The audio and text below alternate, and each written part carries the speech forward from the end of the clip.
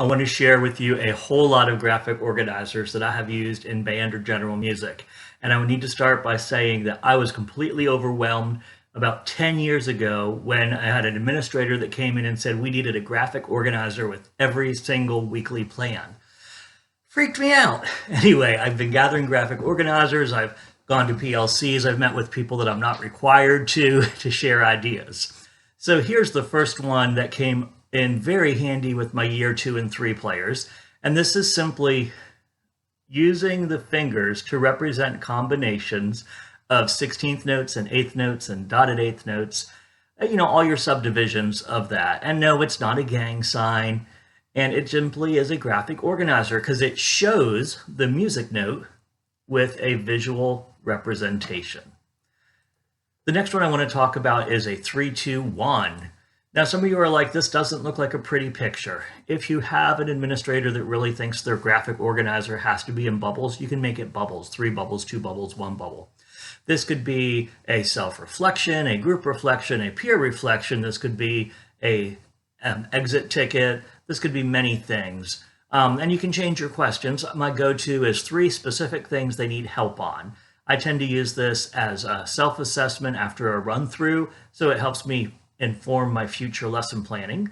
And for those of you that need data that you are, or proof that you're using data-informed lesson planning, this is it. The kid says, this song, these measures I need help with, rhythm, tonguing, articulation, fingering. And then, so they're not just negative, the 2 would have specific things they've improved on, and the 1 is just a summary. If you're only looking to have data-informed lesson planning, you really only need the first question. When we talk about graphic organizers, it's anything that has a visual on it. So all those times that we're talking about articulation, those are visual. A chart that shows them is a graphic organizer. This is another one. This one includes some words that explain it and some other specifics, like with the staccato, we do not make it louder, but with the cap, we do. Sequence organizers. This is awesome for beginners, the steps for assembling your instrument. And while it seems so common sense, especially if you're teaching younger grades band, like 4th or 5th grade, great opportunity for sequential learning because so many of them will tell you to take the upper and lower joint and put it together before they talk about opening the case. And for me, my step 1 is always put the case on the floor because I do not like my students assembling from their lap. When that happens, I've seen many times, the instrument falls and gets damaged. So for me, it always starts with on the floor. All right, this is a balance, blend, and intonation. It's a thought flow chart. So it's just a bunch of yes or no questions. This could be done digitally. This could be something that's on your wall. This could be something that students self-assess with or peer assess with. And it is just a graphic organizer. When I first saw this one, I actually was offended on the inside. This is clearly a Venn diagram. But I quickly learned with an administrator that we had to use different graphic organizers for every single week that this is the type of thing other people do. It's clearly a Venn diagram. They're calling it a 2-block overlap organizer. And hey, if you want to use this again the next week, you can go circles for Venn, you can go blocks for this, make 2 triangles that overlap, make up a new name, call it the 2-triangle superimposed organizer. Be creative. So here's something that every more advanced musician uses, not maybe beginners, but it is the circle of fifths. Y'all, this is a graphic organizer. You're going to see a bunch of other things in this video that are graphic organizers that you use that you probably just didn't think of calling a graphic organizer.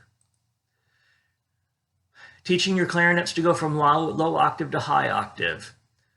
We go from the low G up to the D by just adding the register key. That is a graphic organizer. Here we have all the clarinet pop-ups, and it's a visual representation.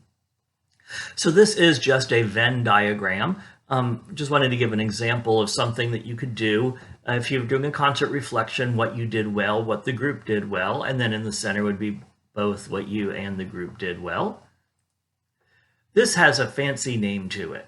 It's a descriptive pattern organizer. Y'all, descriptive pattern organizer. You just break down the elements of the song. Oh my word, this is completely what we do when we start new music with students. This just makes it a graphic organizer. This is another descriptive pattern organizer, just showing how you might use it with music history. All right, so now we're going to talk about some other graphic organizers that we use all the time in band. Y'all, the roll, the 3 slashes through the note, or the 2 slashes through the note. It is a visual representation of the buzz, of the multiple bounce stroke. Now you're going to say, this is not a graphic organizer. It is. We use these things so often. Every time our percussionist beyond the ultra beginner level of play, they're using graphic organizer. Anytime that you reference it in your teaching, you're using a graphic organizer. Here's a dynamics poster that I created. My students all have a digital copy of it. And once again, takes the information, organizes it graphically. That's a graphic organizer. Hang this on your wall, reference it anytime that you are using dynamics and you are using a graphic organizer in that lesson. Error analysis in band. This also is a graphic organizer. So we have what measure, what did I get perfect, which areas need work. And then they specify whether they need work on notes, rhythms, dynamics, articulation, phrasing, sticking, or other. And then the type of error that they made. Can't decode, can't produce the notes, don't know the fingerings, the term or symbol they don't understand, they weren't following the conductor, they were careless, or lack of focus, or other. So it just lets them organize their information of their weaknesses. Here's another error analysis organizer. This is incredibly vague. I leave it as a slide that I can pull up whenever it seems appropriate. And in class, we tend to do this verbally, although you can do it as written if you'd like. So try a segment. Make them think what was wrong, what was the weak measure, and then here's the key part. What were the possible errors? Why was it wrong? We all know as musicians that if you're having an issue with a tricky part at the beginning of measure 3 and there's a pickup note into it, that what came before is probably throwing you off. We need the students to start learning how to figure that out on their own. Here's another error analysis organizer. It's very open-ended. What's the information, possible errors, considered solution, new information. And when I first started looking for graphic organizers, I didn't think of questions like this as being a graphic organizer, but it is, because you put it in a graphical format. Oh, for any new teachers out there or experienced teachers that are being pushed to have all these graphic organizers, please don't get stressed. I hope this video is helping you. Evaluate flowchart. You can have students evaluate essentially any music they produce on their own, they play, any music they listen to, whether it's recording or other people playing live. It's just evaluate flowchart. And it's stuff that we do almost consistently in music classes. Here we have a Freyer diagram. Don't use this a whole lot in band class because of the time it takes and the lack of tables or desks to write on. I personally don't like doing too much writing on laps, but like you're working with young students. You're like, okay, we've been learning about our embouchure. You know that a good 50% really comprehend it. The other ones, they know it has something to do with muscles, maybe, or face, maybe. So you have them think through this process. They have to come up with what it looks like. They're not artists. It's okay. Have them try to draw. Any type of firming of the face muscle will represent the embouchure. Characteristics, they could describe what it looks like. Non-examples, they could explain or show like fish faces or loose face muscles. So not something I use a lot, but definitely an option. So here's a Freyer diagram on good sound. I did not create this. This was just something that somebody else had out there when I was searching for graphic organizers. This was clearly something that could be posted in the room and referenced. So basically a teacher made a poster of it. And it is a great way to break it down. So using a Freyer diagram in your teaching doesn't mean the student has to fill it out. You can also have one that's pre-filled out to use as a guide. You can also fill them out as a group. This is called an idea web. Oh my word, it's so obvious. It's just like basic brainstorming. Okay, we played a song. Let's do an idea web on our strengths from the song. What'd you do well? Everybody, we just played a song with your elbow partner or your immediate neighbor or your collaborative pair partner or whatever your current principal wants you to call it. Talk about what you did wrong and how to fix it using the idea web format. Anytime there's any brainstorming, it's a graphic organizer if it's an idea web. Okay, this is more general music. We have all the instrument families, and we have each one in its own group, and they're just visually separated. Once again, so obvious, but something we may not think about if we're told we have to use graphic organizers. Justifying a decision organizer. It's just, make a list of plus and minus.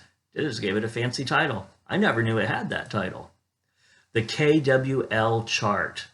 Oh, this is the classic from the past, not as popular as it once was.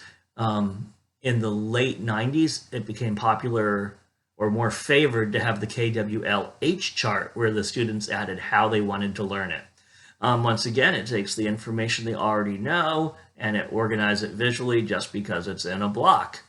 This is a graphic organizer. Side note, I really feel like if you do this and you don't bring it back out after you teach the lesson and let them indicate what they've learned and compare it to what they knew and wanted to know, I really feel like you've done it a disservice. Make sure if you do this, you bring it back out. Music burger. Okay, I know you're going to think this looks elementary. This is a graphic organizer that simply shows students how to break down details of a song. Listening maps. Not something that is done a whole lot in band rehearsals, but it does make for a nice starter activity. You don't have to do a listening map for an entire song. It's okay to do a listening map for the introduction of a song, or to maybe 3 different groups playing the ending of a song. So don't think that every activity like this needs to be we have to listen to a 20-minute symphony. It's okay to take a tiny little thing. Yes, this is a graphic organizer. I once had to explain to a principal why this was because they wanted to say it wasn't. And I got a picture of Gallon Man, which is, of course, what math teachers use to show how many pints are in a quart and how many quarts are in a gallon. And then it snapped for them. So when we're talking about rhythms, anytime we reference how it relates to others, if you're working on like a ta-ta-ta-ta-ta-ta-ta-ta, and you're talking about how the 8th notes are long compared to the 16th notes, 1 and a 2 and ta-ta-ta-ta-ta. If you reference anything visual like this, you have incorporated that graphic organizer into your lesson. And then another type of organizer, this one doesn't break down the other way, but this is dealing with all the notes, and it's asking the students to think about it differently. You can always do things like this verbally as a class. It doesn't have to be on paper, but you're answering questions and it's grouping it by quantity. So here we have the dotted whole note, which is 6, and what it looks like and what the corresponding rest looks like. So a dotted whole rest. How many of those can fit in a measure of 4/4 time? 0. And you just fill out the chart with the students. This is the same chart without the dots. Here's an example of note we are working on. So this is when it's a music note that you're working on. And let's say you're learning quarter notes or 8th notes or 16th notes for the first time. And it's kind of, just breaking down the different elements. What does it look like? What's the information? How do you write it? And some of you are like, this is not a graphic organizer. This is just information or note-taking, but it is because it's having you organize it visually. So for those of you struggling with graphic organizers, get past the obvious. If it's visual, it's graphic organizer. And that leads us to the piano keyboard. Yes, the piano keyboard is a graphic organizer. It visually represents where notes are. Anytime you reference this when teaching any notes or enharmonics or sharps or flats, you are using a graphic organizer. I know some of you out there are thinking, oh my word, I use graphic organizers constantly. This one is great for teaching things with a suffix. You can do the same thing with prefixes as well. And your first gut, if you've been sitting in staff meetings and are a jaded teacher, is I'm not an English teacher. However, Forte and fortissimo, one's loud, one's very loud. Issimo is a suffix. Crescendo and decrescendo. De is a prefix. Piano and mezzo piano. Mezzo is a prefix. So we are using these parts of speech, even if it's not with English. And you can certainly use a visual organizer, a root word organizer. I never knew it was called that till I had a training, but that will help you with those breakdowns of the English language. Fingering charts. Band directors, especially young band directors that teach younger students that don't have them all memorized, they're still learning new notes. Oh my word, fingering charts. It's a graphic organizer. It is a graphic organizer. Some of you are now thinking, oh my word, in a beginner band lesson, I could use 7 different graphic organizers in one lesson. That's very true. Here's a scale degree organizer. If you wanted to flip it and put the 1 at the bottom, you could. I probably would do that. This one was borrowed from a teacher friend. This person also added where to do the arpeggio. So the 1, 3, 5, 8 was pre-circled for them to outline that tonic chord. But graphic organizer. I first saw this one when I was in elementary school. I actually remember my music teacher would write the scale degrees on the board like this. And I literally remember them telling us why the H and the W's were closer together because the half steps were closer together. So the way we visually write, this becomes a graphic organizer. If you're writing out a scale in letters, C, D, E, and F, and the E and F are closer. If you tell the kids that's part of it, even if it's just a marker on a marker board, you've created a graphic organizer because they're visually seeing the half step. So we talked earlier about how the keyboard was a graphic organizer. This is a keyboard with a ton of information on it. This now has your intervals. This now has solfege. It actually has fixed do and movable do. This has your enharmonic pairs. So this has a ton of information. This is a graphic organizer. Visual with information, graphic organizer. Here's a specific situation chart. When I was first told this was a graphic organizer, I thought somebody was giving me a line of BS because this is just listing information. Generalization of what might apply. Let's say, okay, why do clarinets squeak? What are the reasons? Does it apply to the situation of why Joey is squeaking? Final conclusion, no, it wasn't that their reed was bad, it's that their embouchure was poor or their air support wasn't there. Very classic for sight reading is the stars for sight reading. This is a graphic organizer. It can be put more in chart form, like this option, or it could be put in this type of format where students fill it out on a different paper. You could also create a paper with 5 stars on it, since it's called stars. That would look more cutesy for the visual. Summarizing T-chart. T-chart, what's good, what's bad, plus delta. I know it's not as popular to use the word negative as it used to be. So thinking of the last 3 weeks that we've been working on new dynamics, your kids, you're just learning dynamics. Please summarize your new ability to change gradually from playing soft to loud. You know, so many options. Tempos. If you just have a word wall, it is not a graphic organizer. If you organize it from slowest to fastest, it is. Tetrachords. If you've never explored teaching your scales with tetrachords and you teach beginners, I strongly recommend that you try it. But what I want you to know is because it is organized visually, it is a graphic organizer. Whenever we have a trill in music, the trill is a visual representation of something else. So the trill is a graphic organizer. Here we have the overtone series of trumpets. All the notes they can finger open, all the notes they can finger with just 2. Graphic organizer. You can do the same thing for French horn and mellophone and trombone and baritone and euphonium and tuba. And if you want to add the 4th valve, you can add that. How are they alike and how are they different? This is a 2-concept organizer. So trumpet and clarinet, how are they alike and different? You're teaching your instrument families. 2 different songs. one, that you're performing at the concert. How are they like? How are they different? Maybe talking about the dynamic change or the style or the articulation patterns. Concept map. Could be used for vocabulary. It could be used for other things as well. You just take one thing and break it down. Here we have a vocabulary organizer. In many ways, this is like multiple frayers without cutesy pictures. So instead of having every word have its own piece of paper, you now have every word has a row.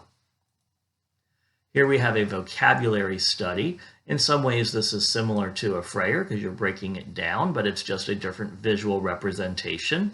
This is also nice if it's a word that has a prefix or a suffix, because at the bottom, it has you put the word broken down. The word clarification seems so obvious. What does a word mean? What does it not mean? Try to get some synonyms and some antonyms. And another one that I thought was too simple and too obvious to be a thing, this is the word pyramid. This is the word pyramid. And in the word pyramid, you just take any one word, add the antonyms, the synonyms, and some descriptive adjectives. Here's a graphic organizer for music terms. And in this, the one thing I love to use this for is the accent, because the accent is considered an articulation, but it affects the dynamics. And it's a specific skill I like to teach my students, is articulations that affect volume. You have the option of adding a word bank at the bottom or of not adding a word bank at the bottom. Yesterday, today, and tomorrow comparison chart. Yesterday, whenever you talk about yesterday, you're reflecting. Today is in the present, and tomorrow is predictions. So when you have admin that talk about wanting kids to be more reflective or make more predictions, this is the type of graphic organizer that can help with that. So those are just some of the many graphic organizers that you can use, and I hope that this helps anybody that is struggling to come up with graphic organizers for use in their class.